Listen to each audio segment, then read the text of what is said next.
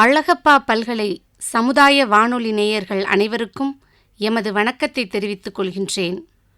இன்று 2022ஆம் ஆண்டு ஆகஸ்ட் 15ஆம் நாள். இந்நாள் ஒரு பொன்னான நாள். ஆம், நம் தாய் திருநாட்டின் 75ஆம் ஆண்டு சுதந்திர தின நாள். நம் மகிழ்வுடன் பவள விழா கொண்டாடும் தருணம் இது.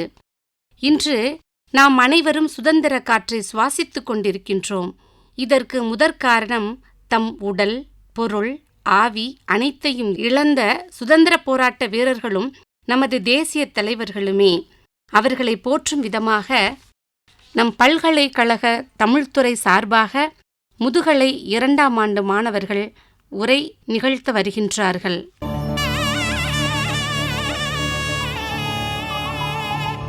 மகாகவி பாரதியார் பற்றி மாணவர் விஷ்ணுவும், வீரமங்கை வேலுநாச்சியார் பற்றி காயத்ரியும், ஜான்சி ராணி பற்றி புவனேஸ்வரியும், சுபாஷ் சந்திரபோஸ் பற்றி முத்துலக்ஷ்மியும், கட்டபொம்மன் பற்றி சிவரஞ்சனியும், வ.உ. சிதம்பரம் பற்றி சிந்தியா தேவியும், திப்பு சுல்தான் பற்றி முத்து இப்ராஹிம், மகாத்மா காந்தி பற்றி மெய்யமையும் நம்மிடம் உரை நிகழ்த்த வருகின்றார்கள். வாருங்கள், அவர்களின் சுதந்திர காற்றை சுவாசிப்போம். முதலாவதாக, முறுக்கு மீசைக்காரன் முண்டாசு கவிஞன் என்னும்போது ஒருவிதமான மெய்சிலிர்ப்பு. கவியால் விடுதலை வேட்கையை தூண்டி தீயெனச் சுட்டரித்தார் எதிரிகளை. ஆம், தீயெனச் சுட்டரித்த தீ நம் பாரதி, மகாகவி பாரதி. இவரை பற்றி பேச வருபவர் மு. விஷ்ணு. அனைவருக்கும் வணக்கம். இனிய சுதந்திர தின வாழ்த்துக்கள். மு. விஷ்ணு. கவிதை என்னும் அன்புத்தி, கருணை என்னும் கட்டிலடங்காத்தீ, பத்திரிகை என்னும் காட்டுத்தீ, பாடல் என்னும் பரிசுத்தீ, சாதி என்பதை கொளுத்தி சாதித்த சரித்திரத்தீ, போராட்டம் என்னும் பெருந்தீ, பேரில் ஒரு தனித்தீ, அவர்தான் நம் பாரதி. முறுக்கிய மீசையும் நிமிர்ந்த நடையும் நேர்கொண்ட பார்வையும் எளிமையான தோற்றமும் கொண்டவர் பாரதியார். இந்திய சுதந்திர போராட்டத்தில் மிக முக்கிய பங்கு வகித்தவர். இருளில் கிடந்த மக்களை வெளிச்சத்திற்கு தனது பாடல்களின் மூலம் கொண்டு வந்தவர். காலம் காலமாக கிடந்த மூட நம்பிக்கைகள், சாதிய ஒடுக்கம், பெண்களுக்கு எதிரான வன்முறை மற்றும் தீண்டாமை போன்றவற்றிற்கு எதிரான பாரதி தனது கவிகளால் அடக்குமுறைகளை உடைத்தெறிந்தார். கற்றறியா பாமரருக்கும் கருத்துக்களை தனது இலகு நடை கவிதைகளால் கொண்டு போய் சேர்த்தவர். சுதந்திரப் போரில் பாரதியின் பாடல்கள் உணர்ச்சி வெள்ளமாய் காட்டு தீயாய் தமிழ்நாட்டை வீர்கொண்டெழச் செய்தது. இந்திய பத்திரிகையின் மூலம் விடுதலை உணர்வை தூண்டும் வகையில் பல எழுச்சியூட்டும் கட்டுரைகளை எழுதினார். தன்னுடைய தேசம் அடிமைப்பட்டு கிடக்கின்ற இந்த நேரத்தில் மந்தபுத்தியாக கிடக்கிற இந்தியர்களை தட்டி எழுப்புவதற்காக சுதந்திரம் என்பது இல்லை, போராட்டத்திற்கு இந்தியர்கள் இன்னும் தயாராகவில்லை என்ற நிலையிலும் தனது பாட்டால் சுதந்திர உணர்வையும் இன்பத்தையும் பெறச் செய்தார். சங்கு கொண்டே வெற்றி ஊதுவோமே, இதை தரணிக்கெல்லாம் எடுத்து ஓதுவோமே, ஆடுவோமே பல்லு பாடுவோமே, ஆனந்த சுதந்திரம் அடைந்து விட்டோமே என்று பாடியுள்ளார். மக்கள் அடிமைப்பட்டு கிடந்ததையே அடியோடு அறியாதவர்களாய் இருந்தனர். அதுபோலவே நிறம், மதம், சாதிகளுக்கிடையே பிரிந்து சண்டையிட்டு கொண்டிருந்தவர்களை தனது கவிபாடும் திறமையினால் கட்டி இழுத்து ஒற்றுமை உணர்வை அவர்களிடம் விளைய வைத்தவர் பாரதி. நாட்டு விடுதலைக்காக தனது பேனாவில் நெருப்பை ஊற்றி எழுதி மக்களிடையே சுதந்திர உணர்வை ஊட்டியவர் பாரதி. பாரதி என்பதால் போராட்டத்தீ அவருக்குள் சுதந்திர கனலாய் பற்றி எரிந்தது. தனது கூர்மையான வாள் போன்ற வலிமையான சொற்கள் மூலமாக பல்லாயிரம் இளைஞர்களை தேசபக்தியின் பாதையில் விரும்பியே செல்ல வைத்தார். அதையே ஒளிபடைத்த கண்ணினாய் வாவாவா, உறுதி கொண்ட நெஞ்சினாய் வாவாவா, களிபடைத்த தோளினாய் வாவாவா, ஒற்றுமைக்குள்ளுய்யவே நாடெல்லாம் ஒரு பெருஞ்செயல் செய்வாய் வாவாவா என்று பாடல் வரிகளின் மூலம் மெய்யூட்டுகிறது. பாடலின் மூலம் சுதந்திர உணர்வை தூண்டினார். பத்திரிகைகளின் மூலம் மக்களிடையே வெடிப்புணர்ச்சியை உண்டு செய்தார். பிற ஆயுதம் தவிர்த்து அறிவாயுதம் கொண்டு போராட்டங்களை நடத்தினார். 1906 தமிழகத்தில் சுதேசி உணர்வை வ.உ.சி., சுப்பிரமணிய சிவா, பாரதி ஆகிய மூவரும் தீவிரமாக வளர்த்தனர். 1907ஆம் ஆண்டு சூரத் காங்கிரஸ் கூட்டத்தில் மிதவாதிகளுக்கும் தீவிரவாதிகளுக்கும் கடுமையான மோதல் நடைபெற்றது. பாரதி தலைமையில் ஊர்வலமும் நடைபெற்றது. கல்கத்தா மாநாட்டிற்கு சென்றிருந்தபோது அங்கு சுவாமி விவேகானந்தரின் பெண் சீடரான நிவேதாவை சந்தித்தார். அப்போது பாரதியை பார்த்து நிவேதா, பாரதி நீங்கள் மட்டுமா வந்தீர் என வினாவினர். அதற்கு பாரதி, நான் மட்டுமில்லை, நண்பர்களோடு தான் வந்தேன் என்றார். அதை கேட்கவில்லை. மனைவி எங்கே என்று கேட்டார். அதற்கு பாரதி, பாவம் அவள் பெண், அவளுக்கென்ன தெரியும் என்றார். அதற்கு நிவேதா, உங்கள் நாட்டிலும் வீட்டிலும் பெண்களை அடிமைப்படுத்தி கொண்டு நீங்களே நாட்டுக்கு விடுதலை போராட்டம் செய்கின்றீர்களே என்றார். அந்த இடத்திலேயே நெடுஞ்சான் கிடையாக காலில் விழுந்து மன்னிப்பு கேட்கிறார் பாரதி. பக்தி இலக்கியம் ஒடுங்கியிருந்த காலத்தில் பாரத இலக்கியத்தை பாஞ்சாலி சபதத்தின் மூலம் இவ்வுலகிற்கு எடுத்துரைத்தார். தமிழ் மொழி உள்ளவரை, இந்தியா உயரும் வரை பாரதியின் குரல் நம்மை வழிநடத்தி கொண்டே இருக்கும். வாழ்க பாரதி! நன்றி. சங்கு கொண்டே வெற்றி ஊதுவோமே, இதை தரணிக்கெல்லாம் எடுத்து ஓதுவோமே என்று பாரதியின் வரிகளை அடியிட்டு பிற ஆயுதம் தவிர்த்து அறிவாயுதம் கொண்டு வென்றவர் பாரதி என போற்றி உரைத்த விஷ்ணு அவர்களை பாராட்டி மகிழ்கின்றேன். இவரைத் தொடர்ந்து சிவகங்கை சீமை சீரும் சிறப்பும் மிக்க சீமை. இச்சீமையில் ஆண்களுக்கு நிகராக பெண்களும் வீரத்தில் சிறந்தவர்கள் என்பதில் துளி அளவும் ஐயமில்லை. ஆங்கிலேயருக்கு எதிராக போராட்டங்களை நடத்திய முதல் பெண்மணி வீரமங்கை வேலுநாச்சியார். இவரை பற்றி பேச வருகிறார் காயத்ரி.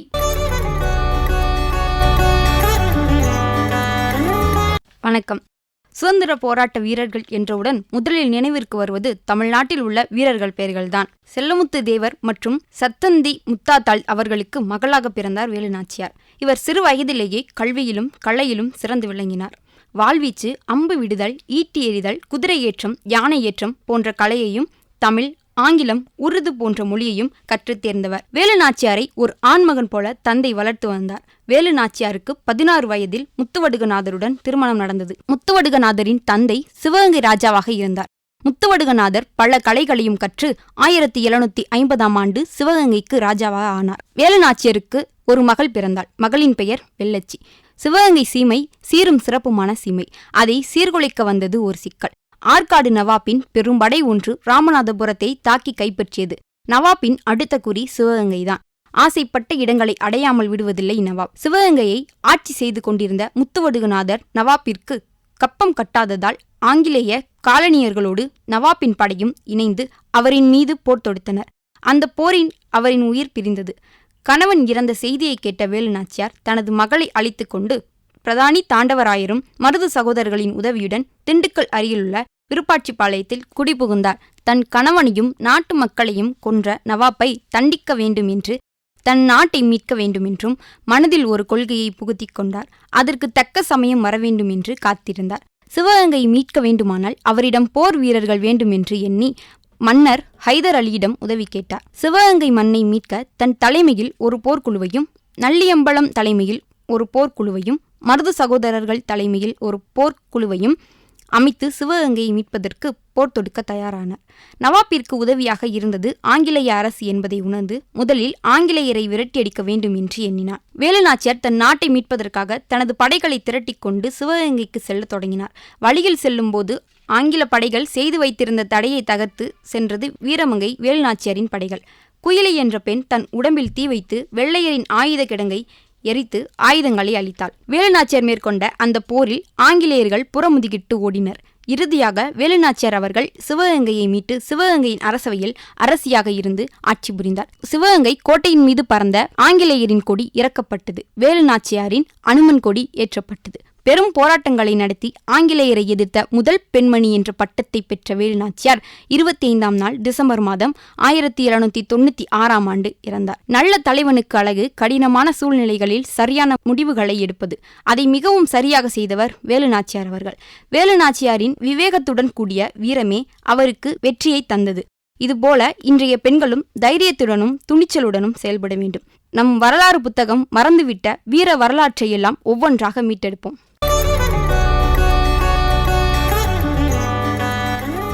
ஆழமான கிணற்றில் நீர் இறைக்க வேண்டுமானால் நீளமான கயிறு தேவை. அதுபோல அழுத்தமான ஜனங்களை திருத்தி அமைக்க அறிவுள்ள தலைவன் தேவை என்பது கண்ணதாசனுடைய வைர வரிகள். அவருடைய வரிகளை மெய்ப்பித்தவர் வேலுநாச்சியார் ஆவார். இத்தருணத்தில் இவரை போற்றி புகழ்ந்த காயத்ரியை பாராட்டி மகிழ்கின்றேன். மங்கையராய் பிறப்பதற்கே நல்ல மாதவம் செய்திடல் வேணுமம்மா என்பதோடு மட்டுமல்லாமல் வீர மங்கையாய் பிறப்பதற்கு இவர் என்ன தவம் செய்தாரோ? ஆம், இவர் ஜான்சி ராணி. இவரை பற்றி பேச வருபவர் புவனேஸ்வரி. ஜான்சி ராணி இந்தியாவின் உத்தரப்பிரதேச மாநிலத்தில் உள்ள காசி தற்போதைய வாரணாசியில் நவம்பர் 19, 1828 பிராமண குடும்பத்தைச் சேர்ந்த மௌரிய பந்தர் பக்ரிதியபாய் தம்பதியினருக்கு பிறந்தவர் ஜான்சி ராணி. இவருக்கு பெற்றோர் இட்ட பெயர் மணிகர்ணிகா என்பதாகும். முதல் இந்திய விடுதலைப் போர் 1857 ஆண்டு மே 10 இந்திய கிளர்ச்சி ஆரம்பமாகியது. போர் வீரர்களுக்கு புதிதாக வழங்கப்பட்ட துப்பாக்கி குண்டில் பசுவினதும் பன்றியினதும் கொழுப்பு பூசப்பட்டதால் இக்கிளர்ச்சி ஏற்பட்டது, பரவும் தொடங்கியது. ராணி லட்சுமிபாய் ஆங்கிலேயர்களை எதிர்க்கக்கூடும் அச்சம் ஆங்கிலேயரிடம் இருக்கவே செய்தது. இதனால் ஆங்கிலேயர்கள் 1858 ஆண்டு ஜூன் 8 ஜாக்கன்பாக்கில் பிரித்தானிய கிழக்கிந்திய நிறுவனத்தின் அதிகாரிகளை படுகொலை செய்ததில் ராணி லட்சுமிபாய்க்கும் பங்கு உள்ளதாக கூறினார். பொதுமக்கள் விவசாயிகளும் ராணி லட்சுமிபாய் மீது வைத்திருந்த மதிப்பை சீர்குலைக்கவே இவ்வாறு கூறினார். இதனையே காரணமாக வைத்து 1858 ஆண்டு மார்ச் 23 ஹீரோஸ் தலைமையில் ஆங்கிலேயரிடம் படை ஒன்று ஜான்சியை கைப்பற்றுவதற்காக அனுப்பி வைக்கப்பட்டது. ஜான்சி படைக்கு உதவி செய்வதற்காக தாந்தியா தோபியின் தலைமையில் 20,000 படை அனுப்பி வைக்கப்பட்டது. ஆனாலும் அப்படையில் ஆயுதங்கள் மார்ச் 31 ஆங்கிலேயர்கள் படையுடன் இணைந்து காரணத்தினால் தாந்தியா தோபின் ஜான்சி ராணிக்கு உதவ முடியாமல் போனது. ஜான்சி ராணிக்கு உதவ கொண்டு வரப்பட்ட ஆயுதங்கள் அவருக்கு எதிராக ஆங்கிலேயர்களால் பயன்படுத்தப்பட்டன. ஆனாலும் ஜான்சி ராணி பிரித்தானியருக்கு அடிமையாக மறுத்தார். தமது படைகளுடன் இணைந்து கடுமையாக போர் புரிந்து தனது நாட்டை விட்டு கொடுக்க மறுத்த ஜான்சி ராணி லட்சுமிபாய் தனது படை வீரர்கள் முன்னின்று வழிநடத்தி சென்று பெரும் ஆற்றலுடன் மிக்க துணிச்சலுடன் போர் புரிந்தார். எனினும் 3 நாட்களில் பின்னர் ஆங்கிலேயர்களால் அத்துமீறி நுழைந்து நகரத்தை கைப்பற்ற முடிந்தது. பாரத நாட்டின் ஆயிரக்கணக்கான வீரர்கள் கொல்லப்பட்டன. வெற்றியை கொண்டாடினர் ஆங்கிலேயர்கள். ஜான்சி ராணி 1858 ஆண்டு ஏப்ரல் 4 இரவு நேரத்தில் தனது மகனுடன் மதிலிலிருந்து தப்பித்து சென்றார். அதிகம் பெண்களை கொண்ட காவல் படையினையும் பாதுகாப்புடன் ஜான்சி ராணி நகரத்தை விட்டு விலகினார். ஆங்கிலேயர்கள் ஜான்சியை விட்டு வெளியேறச் சொன்னதில் பிறப்பித்த ஆணையை ஜான்சியை எழுச்சியுற செய்தது. தனது நிலையை வலுப்படுத்த தொடங்கினார். லட்சுமிபாய் அதிக வீரம் மிக்க பெண்கள் படையும் இடம்பெற்றது. அண்டை நாடுகள் டாடியா மீது படையெடுத்து அந்த நாட்டு வீரர்களையும் சேர்த்து கொண்டு ஆங்கிலேயரை எதிர்த்து தமது படை வீரர்களை முன்னின்று வழிநடத்தி சென்று பெரும் ஆற்றலுடன் மிகுந்த துணிச்சலுடன் ஆங்கிலேயரை எதிர்த்து போர் புரிந்தார். அப்போரிலே வீரமரணம் அடைந்தார். வீரமங்கை ஜான்சி ராணியின் வீரத்தினை இந்திய நாட்டு பெண்கள் பாடமாக கொள்ள வேண்டும். வீரமிகுந்த பெண்ணை போற்றி துதிப்போம். இன்று பள்ளிகள் முதல் போர் முனை வரை ஜெய்ஹிந்த் ஸ்லோகத்தை முதலில் உச்சரித்தவர் நேதாஜி என்று அழைக்கப்படும் சுபாஷ் சந்திரபோஸ். இவரை பற்றி உரையாடுகிறார் முத்துலட்சுமி. நேதாஜி என்று இந்திய மக்களால் அழைக்கப்படும் சுபாஷ் சந்திரபோஸ் ஒரு மாபெரும் இந்திய சுதந்திர போராட்டத் தலைவர், இந்திய வரலாற்றின் ஒப்பற்ற நாயகன், வரலாற்றை அலக்களிக்கும் ஓர் அழகிய சரித்திரம். ஆங்கில ஏகாதிபத்தியத்துக்கு தலைவலியாய் விளங்கி இந்திய இளைஞர்களின் கனவாய் விளங்கிய சிங்கம். இவரது மரணம் வேண்டுமானால் மர்மத்திற்குரியதாக இருக்கலாம், ஆனால் இவரது முழக்கங்களும் போராட்டங்களும் அழியா புகழ் பெற்றது. நேதாஜி என்ற ஒற்றை சொல் சொன்னால் ஒவ்வொருவரின் இரத்த நாளங்களும் துடிக்கும். ஆங்கிலேயர்கள் இந்த ஒற்றை மனிதனை பார்த்து அரண்டது எதனால்? ஏன் இவருக்கு மட்டும் அப்படி ஒரு தனித்துவம்? ஆங்கிலேயர்கள் இந்த ஒற்றை மனிதனை பார்த்து அரண்டது எதனால்? ஏன் இவருக்கு மட்டும் அப்படி ஒரு தனித்துவம்? இன்று பள்ளிகள் முதல் போர் முனைகள் வரை ஒவ்வொருவரும் சொல்லி வரும் ஜெய்ஹிந்த் ஸ்லோகத்தை முதலில் பயன்படுத்தியவர். ஜெய்ஹிந்த் என்று உரைக்கும் போது நமக்குள் எழும் தேசப்பற்றுத்தான் அம்மாபெரும் மாவீரனுக்கு நாம் செய்யும் காணிக்கை. இரத்தத்தை தாருங்கள், உங்களுக்கு விடுதலையை பெற்று தருகிறேன் என்பதை இவரின் புகழ்பெற்ற சூளுரையாக இருந்தது. நாட்டுக்கு என தனி கொடியை உருவாக்கி ஜனகணமன பாடலை தேசிய கீதமாக அறிவித்தார். இவர் இந்தியா உடனடியாக சுதந்திரம் அடைய வேண்டும் என்றும் அதற்கு ஒரே வழி போர் மட்டுமே என்றும் தீர்மானித்தார். 2ஆம் உலகப் போர் நடைபெற்ற போது வெளிநாடுகளில் போர்க்கைதிகளாய் இருந்த நூற்றுக்கணக்கான இந்தியர்களை ஒன்று திரட்டி இந்திய தேசிய இராணுவத்தை உருவாக்கினார். பின்னர் அப்பொழுது ஆட்சி செய்து கொண்டிருந்த ஆங்கிலேயர்களை எதிர்த்து தாக்குதல் நடத்தினார். நாட்டின் விடுதலைக்காக இராணுவத்திற்காக ஆயுதம் ஏந்தி போராடினார் மாவீரர் நேதாஜி. தேர்தல்களில் மத்திய மாகாண சபைக்கும் கல்கத்தா மாநகராட்சிக்கும் நடைபெற்ற தேர்தலில் சுயராஜ்ய கட்சி வெற்றி பெற்று மாநகராட்சி நிர்வாக அதிகாரியாக தேர்ந்தெடுக்கப்பட்டார். நேதாஜியை ஒரு அவசர சட்டத்தின் மூலம் 1924 அக்டோபர் 25ஆம் நாள் கைது செய்து கொல்கத்தா மத்திய சிறையில் அடைத்தது. போஸிற்கும் ஆதரவான போராட்டங்கள் வலுப்பதை கண்ணுற்ற பிரிட்டிஷ் அரசும் அவரை கடல் கடந்து மாண்டேலா சிறைக்கு மாற்றியது. அங்கு நேதாஜியின் உடல்நிலை ஒத்து வராததால் அவர் காச நோய்க்கு ஆளானார். இச்செய்தி வெளியில் பரவி சுபாஷ் பிழைப்பதே கஷ்டம் என்றும் அவர் சிறையிலேயே மரணித்து விட்டார் என்றும் வதந்திகள் பரவினார். அவர் இனி பிழைக்கப் போவதில்லை என தீர்மானித்த அரசாங்கம் அவரை விடுதலை செய்தது. சுபாஷ் உயிருக்கு ஆபத்து ஏற்பட்டால் பெரும் விளைவுகள் ஏற்படும் என்பதனை அறிந்த பிரிட்டிஷ் அரசு உண்ணாவிரதத்தை கைவிடும்படி அவரிடம் அதிகாரிகள் கெஞ்சினர். விடுதலைக்காக போராடி நாட்டிற்காக உயிர் தர இளைஞர்கள் வேண்டும் என ஆட்கள் திரட்டி பயிற்சி அளிக்கப்பட்டது. அவரது சாம்பல் தைவானிலோ வானத்திலோ ஜப்பானின் கோவிலிலோ இல்லை, இமயமலையின் பணிகளிலோ எங்கு வேண்டுமானாலும் இருக்கலாம். ஆனால் அவர் பேசி சென்ற சொல் ஒவ்வொன்றும் சுவாசிக்கும் ஒவ்வொரு இந்தியனின் நாசியிலும் உள்ளது. அதை பறைசாற்ற உறக்கச் சொல்வோம். ஜெய்ஹிந்த். நன்றி. இரத்தத்தை தாருங்கள், உங்களுக்கு விடுதலை பெற்றுத் தருகிறேன் என்ற வாசகத்தை தூசி தட்டிச் சென்று வீர உரைவாளை வீசிச் செல்கிறார். வீரம் என்ற சொல்லின் பொருளாக திகழ்ந்தவர் மாவீரன் கட்டபொம்மன்.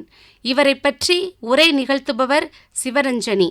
தமிழ் புராணங்கள் மற்றும் காவிய கதைகளை படித்தாலோ அல்லது வீரம் பற்றி பேசினாலோ சற்றென்று நினைவுக்கு வருபவர்களுள் குறிப்பிடத்தக்க ஒருவராக கருதப்படுபவர் வீரபாண்டிய கட்டபொம்மன். வீரபாண்டியன் என்றும் கட்டபொம்மன் என்றும் அழைக்கப்படும் இவர் இந்திய சுதந்திர போராட்டத்திற்கு 6 தசப்தங்கள் முன்பே இந்திய மண்ணில் ஆங்கிலேயர்களை துணிச்சலாக எதிர்த்தவர். வீரபாண்டிய கட்டபொம்மன் ஜனவரி 3, 1760 அன்று ஆறுமுகத்தம்மாள் திக்விசய கட்டபொம்மு தம்பதியருக்கு மகனாக பாஞ்சாலக்குறிச்சி பிறந்தவர்.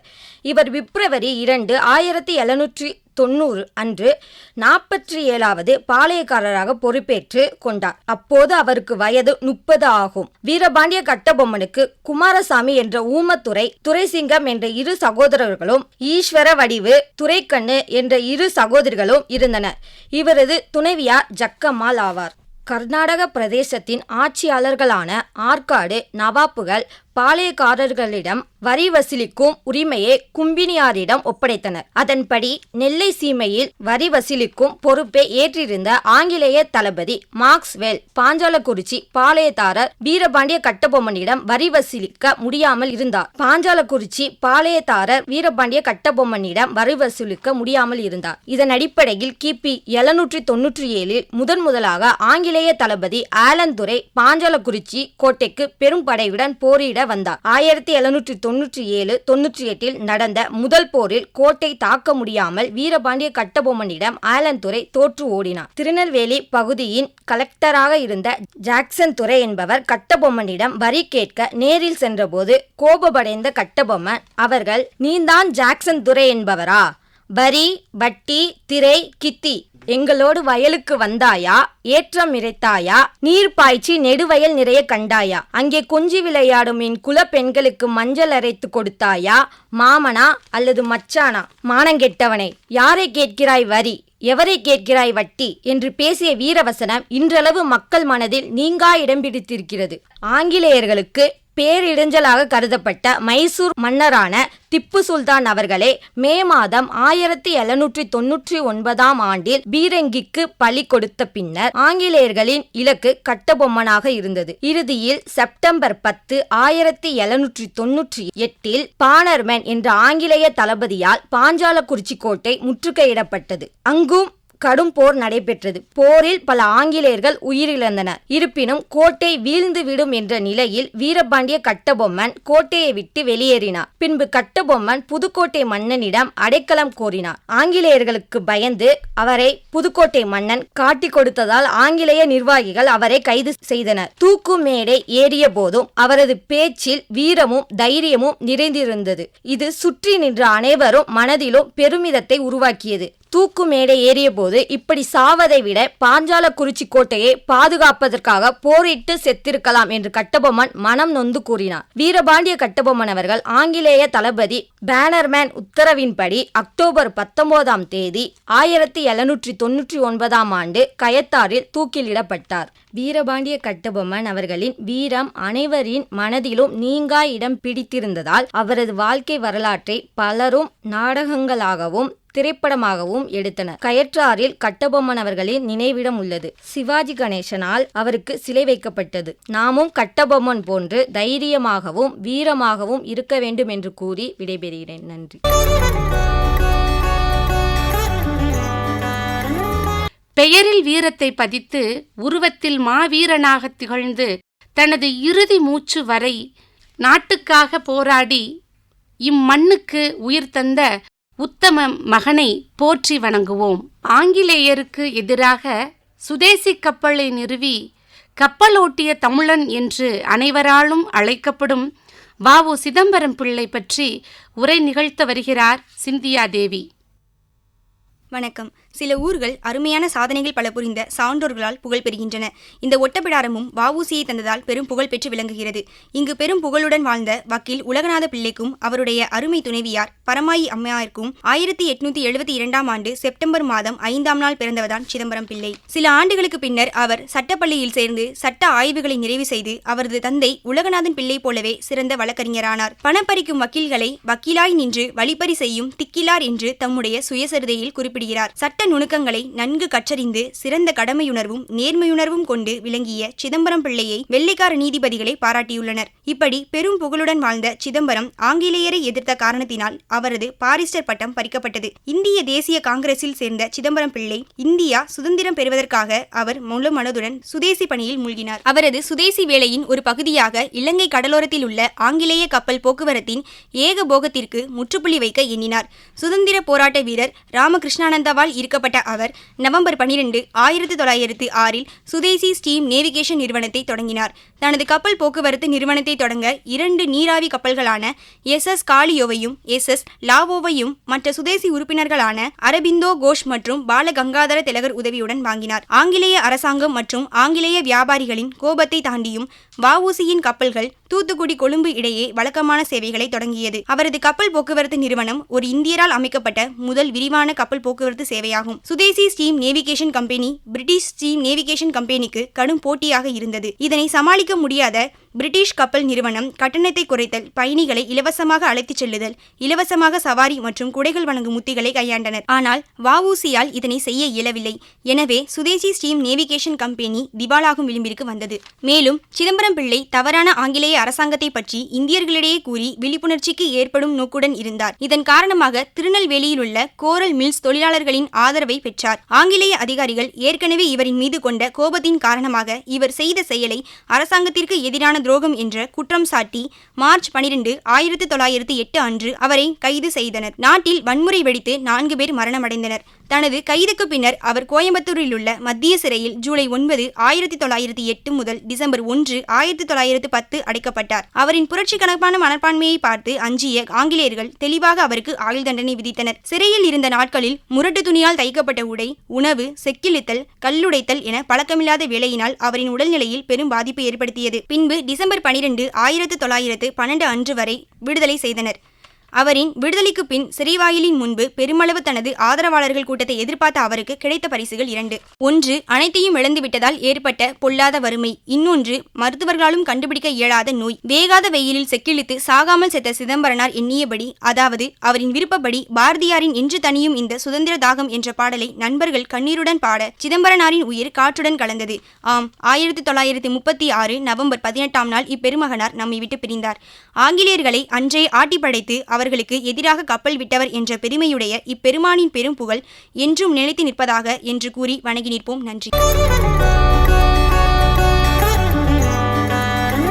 வணிகம் என்னும் ஆயுதத்தை கையில் ஏந்தி சிறை புகுந்து செக்கிழுத்து இரத்தம் சிந்திய வ.உ.சிக்கு என்றும் மறவாத வீர வணக்கம்.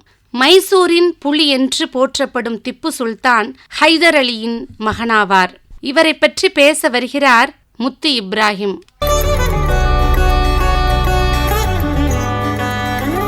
இந்தியாவை கைப்பற்ற நினைத்த ஆங்கிலேயருக்கு எதிராக கடுமையான போர் புரிந்த முதல் இந்திய சுதந்திர போராட்ட வீரராக திகழ்கின்றார் திப்பு சுல்தான். ஒரு இந்திய மன்னர் பிரிட்டிஷ் கிழக்கிந்திய கம்பெனிக்கு விதிமுறை விதித்தது அதுதான் முதல் முறை. ஆம், ஆங்கிலோ மைசூர் போருக்கு முற்றுப்புள்ளி வைக்க அவர் பிரிட்டிஷ் கிழக்கிந்திய கம்பெனியுடன் மங்களூர் ஒப்பந்தமிட்டார். மைசூரில் சுல்தான் ஹைதர் அலியின் மூத்த மகனாக பிறந்தார் திப்பு சுல்தான். தனக்கு கிடைக்காத கல்வி அறிவு தன் மகனுக்கு கிடைக்க வேண்டும் என்று எண்ணினார் ஹைதர் அலி. தன் தந்தையின் எண்ணம் போல இந்தி, பாரசீகம், உருது, அரபு, கன்னட மொழிகளும், குரான் ஓதுதல், குதிரை சவாரி செய்தல், துப்பாக்கி சுடுதலிலும் கைத்தேர்ந்தவராக இருந்தார் திப்பு சுல்தான். ஹைதர் அலி பிரெஞ்சுக்காரர்களுடன் அரசியல் உறவை கொண்டிருந்தார். இதன் காரணமாக திப்பு சுல்தான் பிரெஞ்சு அதிகாரிகள் மூலமாக இராணுவம் மற்றும் அரசியல் பயிற்சி பெற்றார். 1766ஆம் ஆண்டு அவர் தனது தந்தையுடன் ஆங்கிலேயருக்கு எதிரான தனது முதல் போரினை துவங்கினார். அப்போது அவருக்கு வயது 15 தான் என்பது குறிப்பிடத்தக்கது. இதனைத் தொடர்ந்து சில வருடங்களில் தென்னிந்தியாவில் மிக சக்தி வாய்ந்த ஆட்சியாளராக மாறினார் ஹைதர் அலி. அதன் பிறகு 16 ஆண்டுகள் கடந்ததும் 1782இல் 2ஆம் ஆங்கிலோ மைசூர் போரின் ஆரம்ப காலத்தில் வெற்றி பயணமாகவே அமைந்தது. ஆனால் இடையில் புற்றுநோயின் காரணமாக ஹைதர் அலி இயற்கை எய்தினார். அதன் பின்னர் 22 டிசம்பர் 1782 அன்று திப்பு சுல்தான் மைசூரில் ஆட்சியாளராக முடிசூடப்பட்டார். அதன் பின்னர் ஆங்கிலேயரை எதிர்க்க மராட்டியர்கள் மற்றும் முகலாயர்களின் கூட்டணியை ஏற்படுத்தினார். 2ஆம் ஆங்கிலோ மைசூர் போரிற்கு பிறகு 1790ஆம் ஆண்டு 3ஆம் ஆங்கிலோ மைசூர் போர் துவங்கியது. திப்பு சுல்தான் பிரிட்டிஷ் படைகளுடன் எதிர்கொண்ட மாபெரும் யுத்தம் இதுவே. இந்த போரானது 2 ஆண்டுகளாக நடைபெற்றது. அதன் பின்னர் 1792 செரிங்கப்பட்டம் என்னும் உடன்படிக்கை மூலமாக இந்த போர் முடிவு பெற்றது. இந்த போரானது திப்பு சுல்தானிற்கு மிகப்பெரிய தோல்வியை தந்தது. மேலும் இந்த உடன்படிக்கை தன் வசமாக வைத்திருந்த பல பகுதியிலே ஹைதராபாத் நிஜாமிற்கும் மகாராஷ்டிரா பேரரசருக்கும் தனது ஆட்சி பகுதியை விட்டுக் கொடுக்க வேண்டியதாக இருந்தது. அவர் தனது தேசங்களை இழந்திருந்தாலும் அவருடைய தைரியமும் கர்வமும் ஆங்கிலேயர்களுக்கு அச்சுறுத்தலாக இருந்து வந்தது. இதனால் கிழக்கிந்திய கம்பெனி மீண்டும் 1799ஆம் ஆண்டு மராட்டியர்கள் மற்றும் நிஜாமுடன் கூட்டணி வைத்தது. பின்னர் துவங்கியது 4ஆம் ஆங்கிலோ மைசூர் யுத்தத்தை. இந்த போரில் அவர்கள் மைசூரை தாக்கினர். அதன் தலைநகரமாக ஸ்ரீரங்கப்பட்டினத்தை கைப்பற்றினர். துரோகம் என்றது. 1799 மே 4 அன்று திப்பு சுல்தானை கொன்றனர்.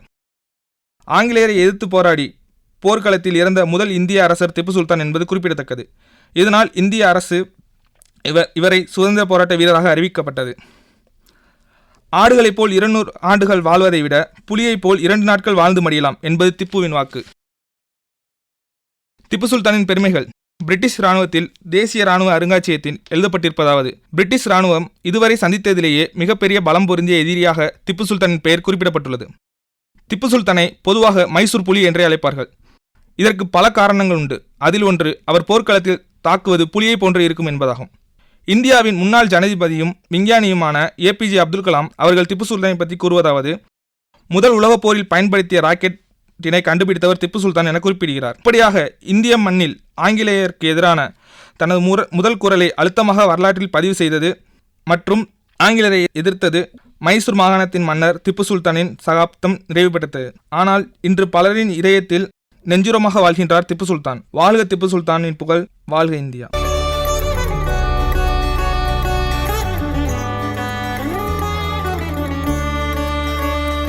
திப்பு சுல்தானின் ஏவுகணை தொழில்நுட்பமே பிற்கால பிரிட்டிஷாரின் ஏவுகணை தொழில்நுட்பத்திற்கு முன்னோடி என்பதில் பெருமிதம் கொள்வோம். நிறைவாக நம் தேசத்தந்தை மகாத்மா காந்தியடிகளை பற்றி பேசுபவர் மெய்யம்மை. உலக வரலாற்றில் பொன்னெழுத்துக்களால் எழுதப்பட வேண்டியது இந்திய விடுதலை போராட்டமாகும். உலகின் பல பகுதிகளை தன் ஆதிக்கத்தின் கீழ் அடிமைப்படுத்தி இருந்தது வெள்ளை ஏகாதிபத்தியத்தை இந்தியர்கள் அனைவரும் ஒற்றுமையோடு அறவழியில் எதிர்த்து போராடி அவர்களை வெற்றி கொண்டது மானுடத்தின் சிறப்பாகவே போற்றப்படுகிறது. இந்திய விடுதலைக்கு பல்லாயிரக்கணக்கானோர் தங்கள் உடல், பொருள், உயிர்களை தியாகம் செய்துள்ளனர். பலரும் பலவிதங்களில் தங்கள் போராட்டத்தை வெளிப்படுத்தினர். ஆனால் இந்தியாவுக்கு விடுதலை வாங்கி தந்த பெருமை ஒற்றை மனிதனையே சேர்ந்து கொண்டது. அந்த மனிதன் உலக மக்களால் மகாத்மா என்று போற்றப்பட்ட மோகன்தாஸ் கரம்சந்த் காந்தி என்பவராவார். இன்றைய குஜராத் மாநிலத்தில் போர்பந்தரில் பிறந்தவர். இளம் வயது முதலே கூச்ச சுபாவமும் வெகுளித்தனமும் கொண்டவர். ஆனால் அவருக்குள் சத்தியத்தின் பேரூற்று அந்த வயதிலேயே பொங்கத் தொடங்கியது. அவர் சிறுவயதில் கண்ட அரிச்சந்திரன், சிரவணன் ஆகிய நாடகக் கதைகள் பசுமரத்தாணி போல அவர் மனதில் பதிந்து போயின. சிரவணனைப் போல தாய் தந்தையருக்கும் தாய் நாட்டுக்கும் பக்தி செய்வேன் என்றும், அரிச்சந்திரனைப் போல உண்மை மறவாமல் விளங்குவேன் என்றும் உறுதி கொண்டார். படிப்பில் பெரிய ஆர்வமில்லை என்றாலும் அவர் காத்து வந்த உண்மை அவரை முன்னிறுத்தி உயர்த்தியது. எல்லாரையும் போல இளம் வயது தவறுகள் பல செய்தார் என்றாலும் அவற்றையெல்லாம் தன் தந்தையிடம் கடிதமாக எழுதி மன்னிப்பு கோரினார். ஆனால் அவர் தந்தை எதுவும் பேசாமல் மௌனமாக இருந்து அவரை மன்னித்து விட்டார்.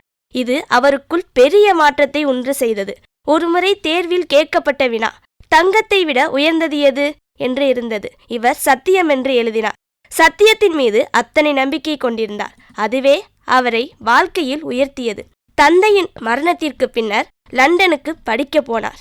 பாரிஸ்டர் பட்டம் பெற்றார். மேல்நாட்டு வாழ்க்கை முறையால் கவரப்பட்டார். ஆனால் இந்தியா திரும்பிய போது முற்றிலும் மாறிவிட்டார். தாய்நாட்டு உடைகளை அணிந்தார். வக்கீல் தொழிலுக்கு தேவையான வாக்கு சாமர்த்தியம் போதவில்லை என்று இவரிடம் வழக்குகள் ஏதும் வரவில்லை. அதனால் வருமானமின்றி இருந்தார். இந்நிலையில் தென்னாப்பிரிக்காவில் பணி செய்ய அழைப்பு வந்தது. அங்குதான் அவருக்கு சரியான வாழ்க்கை பாடம் புகட்டப்பட்டது. வெள்ளையர்களின் நிறவெறி கொள்கை தலைவிரித்தாடிய காலம் அது. குறிப்பாக தென்னாப்பிரிக்காவில் வெள்ளை கருப்பு என்னும் நிறபேதம் அளவு கடந்து இருந்தது. ஆங்கிலேயர்களை தவிர அனைவருமே கருப்பர்களாகத்தான் கருதப்பட்டனர். இங்கிலாந்தில் பாரிஸ்டர் பட்டம் பெற்ற காந்தி தன்னையும் ஒரு கணவானாக கருதி கொண்டார். அங்கே கருப்பர்கள் ரயிலில் முதல் வகுப்பு பயணம் செய்யக்கூடாது என்பது விதி. காந்திக்கு அது தெரிந்திருந்தும் பாரிஸ்டர் என்ற எண்ணம் மேலோங்கியிருந்தது. ஆனால் ஆங்கிலேய அதிகாரி அதனை ஏற்கவில்லை. எவ்வளவோ எடுத்து சொல்லியும் அவரை வண்டியிலிருந்து கீழே தள்ளிவிட்டனர். மீண்டும் மற்றொரு குதிரை வண்டியில் பயணம் செய்ய நேர்ந்தபோது அடி உதைப்பட்டார். அவருக்கு அவமானமும் துக்கமும் அதிகமாயிற்று. வாழ்க்கை வெறுத்தது. இரவு முழுவதும் யோசித்தார். இந்தியாவிற்கு திரும்பிவிட விரும்பினார். ஆனாலும் அவரது சத்திய கொள்கை போராட தூண்டியது. தென்னாப்பிரிக்காவில் இது போன்ற அன்றாடம் அல்லல் படுகிற மக்களுக்காக தன் போராட வேண்டும் என்ற எண்ணம் தோன்றியது. தன்னுடைய பிழைப்புக்கு மத்தியில் போராடவும் நேரம் ஒதுக்கினார். ஆங்கிலேய அரசின் ஒடுக்குமுறை சட்டங்களை குறித்து தென்னாப்பிரிக்கா மக்களிடம் விவாதித்தார். அவர்களின் அனுபவங்களை கேட்டறிந்தார். அவர்களுக்காக வாதாட துணிந்தார். அவ்வாறு வாதாடி அவர் காப்பாற்றிய முதல் நபர் பாலசுந்தரம் என்னும் தமிழராவார். தொடர்ந்து மக்கள் காந்தியை தங்களின் தலைவராக ஏற்கத் தொடங்கினர். போராட்டங்களை முன்னெடுத்தனர். அந்த போராட்டங்களின் முன்னின்றவர்கள் தமிழர்கள். காந்திக்கு ஆலோசனை கூறி அவருக்கு வழிகாட்டியவர்கள் பெரும்பாலும் தமிழர்களே. சத்தியாகிரகம் என்னும் போராட்ட முறையை அவர் அங்கிருந்துதான் தொடங்கினார். இதற்கு திருவள்ளுவரும் அவருக்கு வழிகாட்டியானார். டால்ஸ்டாய் இதனை முன்மொழிந்தார். தென்னாப்பிரிக்க போராட்ட வெற்றி அவரை இந்தியாவுக்கு அழைத்து வந்தது. இந்தியாவிலும் அவர் ஆங்கிலேய ஏகாதிபத்தியத்திற்கு எதிராக போராட்டத்தை தொடங்கினார்.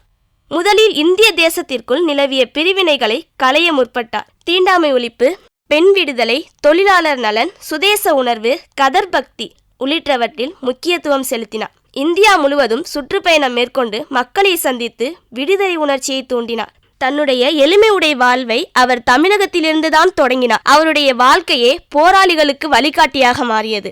அவருடைய போராட்ட முறைகள் முற்றிலும் புதுமையுடையதாகவும் சத்திய பின்புலத்திலும் தோற்றம் பெற்றன. உப்பு சத்தியாகிரகம், வெள்ளையனே வெளியேறு இயக்கம், தண்டி யாத்திரை, ஒத்துழையாமை இயக்கம் போன்றவை மிகவும் குறிப்பிடத்தக்கவை. தன்னுடைய பேச்சாலும் எழுத்தாலும் செயல்களாலும் முற்றிலும் வெளிப்படையான வாழ்வாலும் உலகையே தன் பக்கம் ஈர்த்தார். வெள்ளையர்களின் மனத்தை வென்றவரானார். உலகமே எதிர்பார்த்த கனவாகிய இந்தியா சுதந்திரம் கிடைத்தது என்றாலும் அவருக்கு பிரிவினையோடு கிடைத்தது வலியை தந்தது. ஒற்றுமையான இந்தியாவை நோக்கி அவர் மீண்டும் பயணிக்க தொடங்கினார். அந்த பயணம் இன்னும் நீண்டு கொண்டே இருக்கிறது. நம்மையும் அந்த பயணத்தில் இணைத்து கொள்கிறது. நாமும் அந்த ஒற்றுமை பயணத்தில் இந்தியாவின் முன்னேற்றத்திற்கு தொடர்ந்து இணைந்து பயணிப்போம். இந்தியர் என்பதில் பெருமிதம் கொள்வோம். இணைந்தே இன்னும் பல சாதனை புரிவோம். நன்றி, வணக்கம்.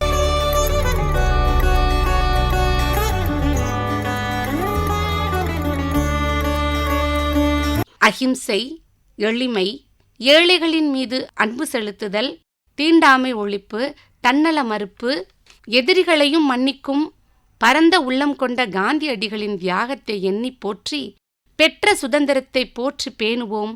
ஜெய்ஹிந்த்.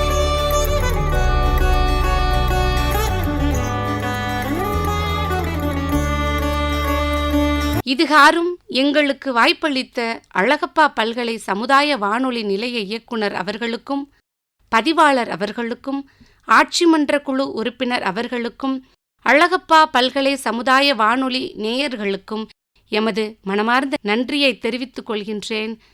அனைவருக்கும் சுதந்திர தின வாழ்த்துக்கள். ஜெய் ஹிந்த்.